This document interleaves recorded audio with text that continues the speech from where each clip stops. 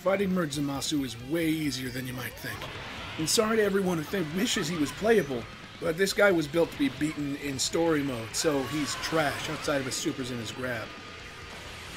He doesn't flinch from attacks, even if you break his stamina, and he doesn't resist Candy Beam, but nobody can deal damage to him if he's Candy, so only use that to get away. If he knocks someone out, he locks onto the next closest enemy.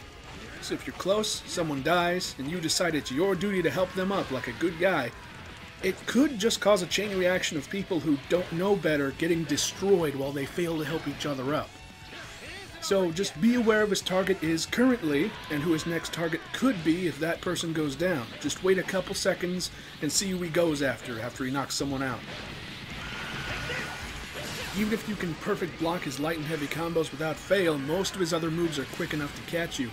That black whirlwind super attack he has can break guards if it hits it. He has a generic pink beam that he telegraphs with a specific shout, and that'll do absurd damage if it hits you. His grab is simply a nightmare, so if you want to tank him effectively, you need a lot of damage reduction.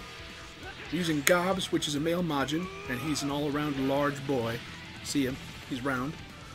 Male Majin have a huge 25% damage reduction already if their stamina isn't low or broken. And if you let either of those things happen, they'll take double damage, so try not to let that happen. On to what I have equipped. I have Potential Unleashed, which is 5% damage reduction, and that seems small, but Purification changes your moveset, and Kaioken makes you take extra damage, so those aren't right for this fight. I'm using Maximum Charge because I'm not one of those fools who tries to use Divinity Unleashed the wrong way.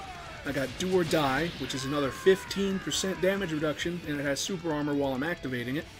And I got Taunt to make sure nobody underqualified is trying to drag him away when I don't want them to.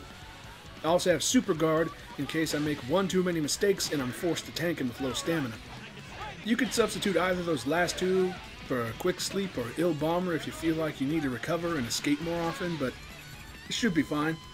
Ultimates I have equipped are Energy Zone and Super Black Kamehameha. I think Energy Zone is essential, but use whatever you feel like for the other one. You need to be able to do damage at range if you're not going to be the guy. You're not going to tank him all the time, is what I'm saying. I also have Armored Boost as my evasive because sometimes I just need to bravely run away. I also have a QQ Bang that amps up stamina, ki, and health because doing damage is not what this video is about. Just saying. But hardly any of the other things I've equipped are as important as the Super Soul I have. How dare you, that's my Bulma. This Super Soul is definitely meant for raids. A 5% damage reduction every time someone goes down, and it stacks up to 10 times. Every time a teammate goes down, that is. With your Super Soul fully stacked and all the other buffs going, you can survive multiple consecutive throws from Merge Zamasu. Just pace your engagements with him properly, or let other people take the fall first, and you're golden. It takes how much your team sucks and turns it into power. It's pretty great. Because of some, shall we say, design oversights involving Merge Zamasu, anyone can fly at the very top of the stage and lame him out because he can't follow you. He's constantly like going diagonal and changing direction because he doesn't really fit at the top of the stage. Anyone can do that and lame him out, but Zamasu is a moving target that way. And if you can master tanking Zamasu, everyone else gets way more hits in because you keep him that much more still. And I know this method I'm describing to you means you won't have much attack rating, but surviving the raid and not having to wait in the lobby for a team wipe after team wipe, I enjoy that, and I bet everyone I'm playing with enjoys it too. Now for what I have to say about FighterZ. The only reason I don't currently have it is because I have no funds for it. I used to play Marvel 3 back when that was relevant, and I like everything I see when I watch gameplay of FighterZ. I've spoiled myself for a lot of the character interactions, and it seems most of the dialogue in FighterZ was written by someone or several people highly aware of the community, which is great. On top of that, I find Android 21 to be an overall good character. I think I'd like them as a character even without the design they have. And I appreciate a good original character that isn't full of angst and can spark actual meaningful conversations between other characters, the way 21 has.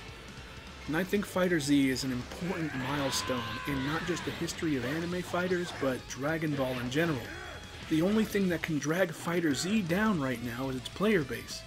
When you take the elitism and salt that the fighting game community often fails to downplay and combine that with the Dragon Ball community, who aren't used to non-arena fighters and traditional fighting game mechanics, it means you're getting a lot of people who are discouraged by the level of skill for entry-level play.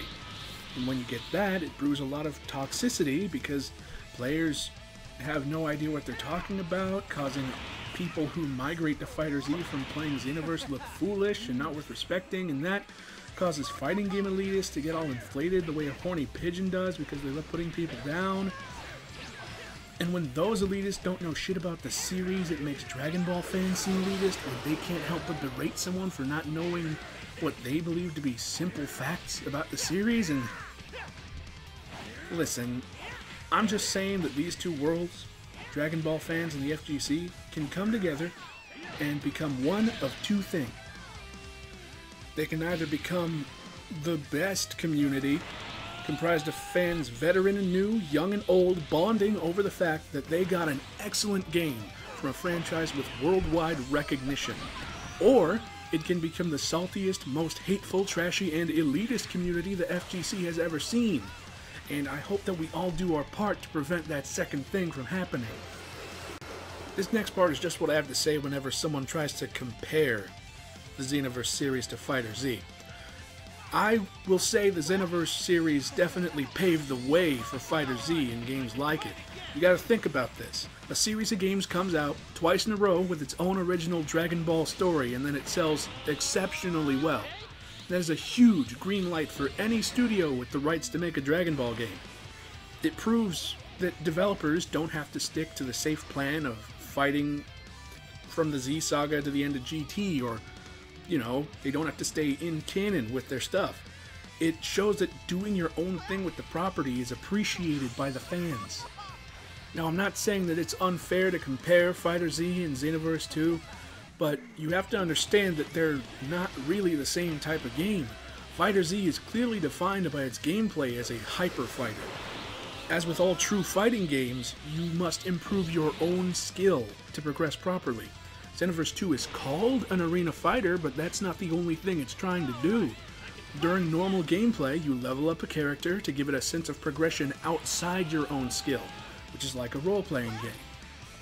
Having your attacks become stronger and your health increase through leveling and brute force means you can play without worrying about actually learning even the bare basics, which is useful for younger players, or players of low skill, or if your channel is named TFS Gaming. While I think Xenoverse 2 can be a lot of fun when you and someone else who knows how to play sit down and really fight, the netcode has been, and seems like it always will be, awful. Overall, they're two different games trying to do different things. The Xenoverse series rose from the ashes of a dead MMO, and it tries to emulate that as best it can. FighterZ isn't held back by such a thing, so it's able to focus on melding the franchise with traditional fighting games as best it can. FighterZ is better by far at being a fighting game because that is what it wants to be. It's set on that. But what game is more enjoyable is always going to be up to you. It's subjective, it's opinion. I hope I can enjoy both of these games in the coming month. I'd probably play FighterZ until I'm full of salt, and then use Xenoverse to take a break, help some newbies farm, you know, generally steamroll crappy AI. And then I'll have a moment after that where I take pride in the fact that I'm not a Neanderthal who thinks you can't like more than one game at a time.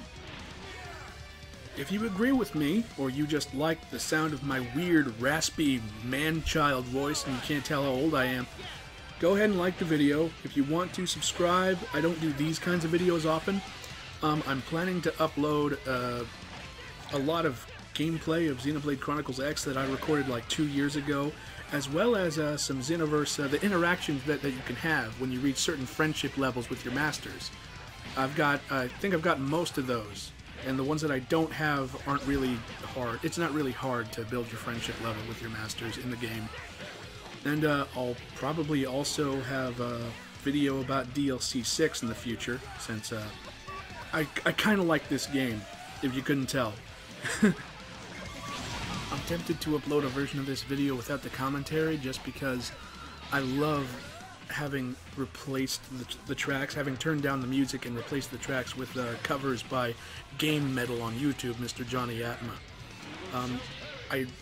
Anything is better than that same track they play for every raid boss, am I right? You know, even if it's not exactly fitting for a fight between Merge Zamasu, the one true god, and Gobstopper, the large boy. Look at this man rage quit. You didn't win! I mean, that's not what he says, but the dubbed lines in this game are audio balanced really poorly and sometimes get cut off. It's an issue you're familiar with if you play this series. Anyway, making this video has been kind of therapeutic, so I'm hoping I do make more soon. If you love Xenoverse like me but don't have time to grind up friendship points with all the different masters in the game, go ahead, subscribe, and stay tuned for those videos, because those will be coming out sooner or later. I just gotta record them. Anyway, see ya.